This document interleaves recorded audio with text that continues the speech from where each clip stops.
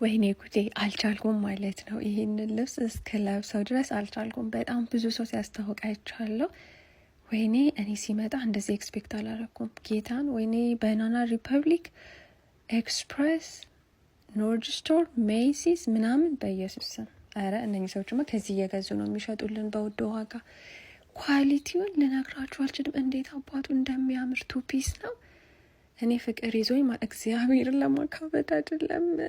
በቃ እንዴት እንደሚያምር ኳሊቲነቱ።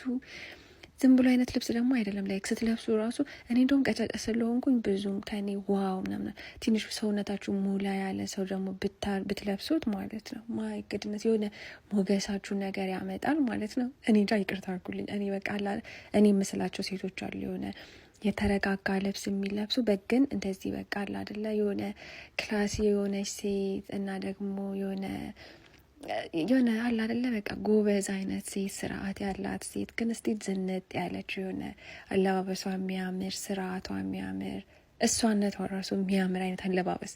እኔ እንጃ እኔ በአለባበስ እንደዚህ ጀጅ አረጋለሁ ሰውን፣ ይቅርታ አድርጉልኝና ማለት ነው። እና አለባበስ የሰው ማንነት ይገልጻል ታውቃላችሁ አይደል? አያችሁት እንዴት እንደሚያምር። እኔ ላይ እንደውም በጣም ቀጭጫ ስለሆንኩኝ ኦ ማይ ጋድ አይ ዶንት ኖ ጋይስ፣ ይሄን ልብስ ወደዳችሁም ጠላችሁ መግዛት አለባችሁ። በጣም ነው የሚያምረው ኳሊቲው። አንደኛ ሊንኩን ከስራ አስቀምጥላችኋል። ልብሱና ዋጋው አይገናም።